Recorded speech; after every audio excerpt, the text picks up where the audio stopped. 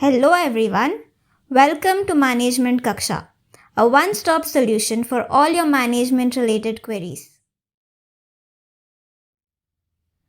This is the final video on the planning series. To watch the complete series, click on the link above. And we are covering the advantages and limitations of planning. Wait for the important questions at the end of the video.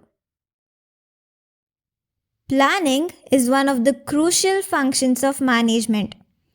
It is basic to all other functions of management. There will not be proper organization and direction without proper planning. So let's first talk about the advantages of planning. Here are the advantages of planning. It reduces uncertainty. An organization has to work in an environment which is uncertain and ever changing. Planning gives an opportunity to a manager to foresee various uncertainties, which may be because of changes in technology, taste, and fashion of people, etc. It helps in reducing uncertainties of the future because it involves anticipation of future events. Effective planning is the result of deliberate thinking based on past experiences and present situations. There is focus on goals and objectives. Organizations exist to pursue and achieve certain goals or objectives.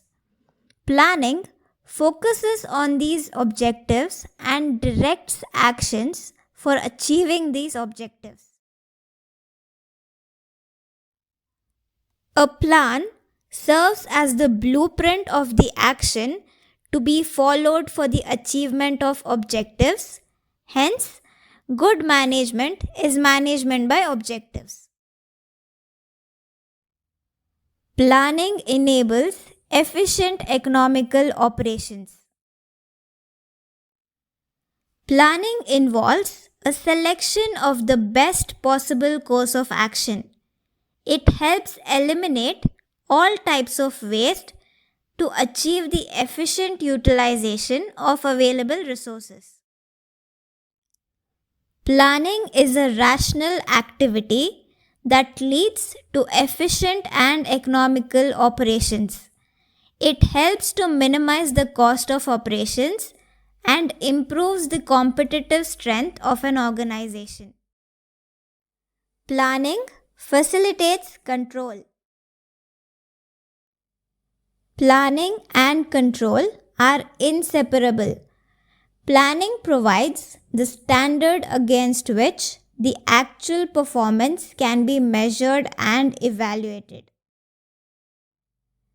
While control involves keeping activities on the predetermined course of action and rectifying deviations from plans, if any.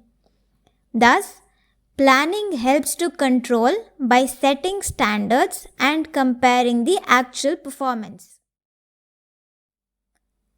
It encourages innovation and creativity. As planning is the deciding function of management, it helps the manager think out new ideas and adjust to the realities of existing situations. It creates a forward-looking attitude among the managers. It improves motivation. It improves the motivation and morale of the workers because they know clearly what is expected of them. Planning ensures better coordination. All the activities are directed towards common goal as planning provides the basis for an organized and coordinated effort of the organization. There is an integrated effort throughout the organization and this in turn will lead to better coordination in the organization. It improves competitive strength.